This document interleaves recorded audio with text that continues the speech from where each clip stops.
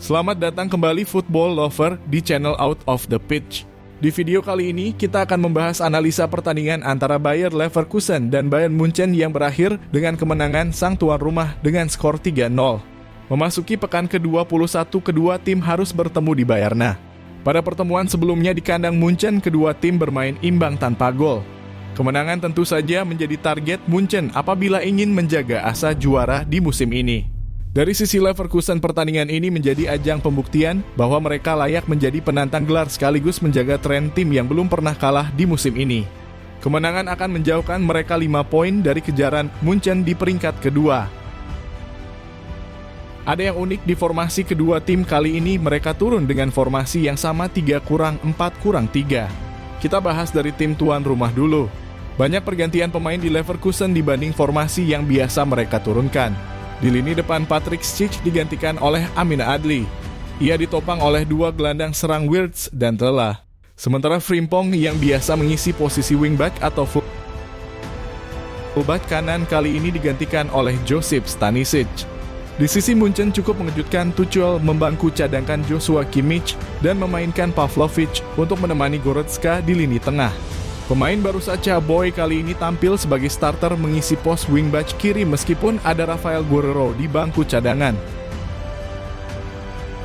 Pada match kali ini Munchen yang bertekad meraih kemenangan sangat unggul dalam penguasaan bola dengan 61% berbanding 39%.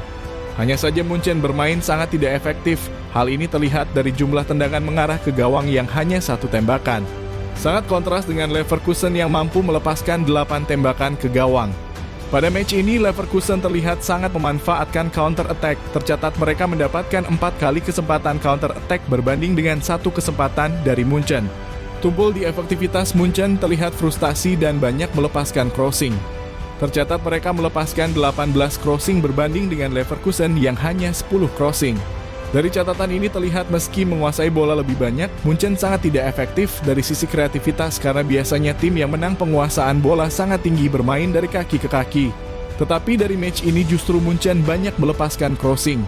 Bahkan dari penguasaan bola yang tinggi tidak ada banyak peluang yang tercipta dan hanya 1 tembakan ke gawang. Bermain di kandang melawan tim sekelas Munchen, Xabi Alonso bermain dengan pendekatan yang berbeda dari pertandingan lainnya. Dari formasi dan taktik yang dijalankan, Xabi ingin timnya bermain lebih menunggu dan memanfaatkan transisi cepat. Leverkusen terlihat membiarkan Munchen lebih banyak memegang bola dan melakukan inisiatif serangan terlebih dulu. Xabi sepertinya sudah menduga Munchen akan lebih menekan dengan garis pertahanan yang tinggi. Oleh karena itu Leverkusen bermain lebih dalam dan fokus untuk menutup ruang. Taktik ini cukup berhasil menahan Munchen meski menguasai bola lebih banyak, mereka gagal menciptakan peluang. Ketika Leverkusen berhasil mencuri bola, mereka langsung melakukan transisi cepat dengan bola direct dan wingback mereka naik sangat tinggi untuk memanfaatkan ruang di garis pertahanan tinggi Munchen.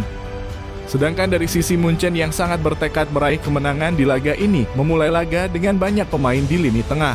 Formasi 3 back ini membuat banyak pemain di lini tengah dan membentuk segitiga untuk melakukan kombinasi passing dalam rangka menguasai bola lebih banyak. Masuk ke babak kedua tidak ada perubahan taktik dari Leverkusen. Dengan kemenangan ini, Leverkusen semakin kokoh di puncak dengan selisih 5 poin dari Munchen. Laga ini juga melanjutkan tren positif mereka sebagai tim yang belum pernah kalah. Hal ini tentu saja semakin memperkuat mental anak asuh Xabi Alonso. Sedangkan Munchen semakin dilanda keraguan apakah musim ini adalah musim pertama mereka tanpa gelar.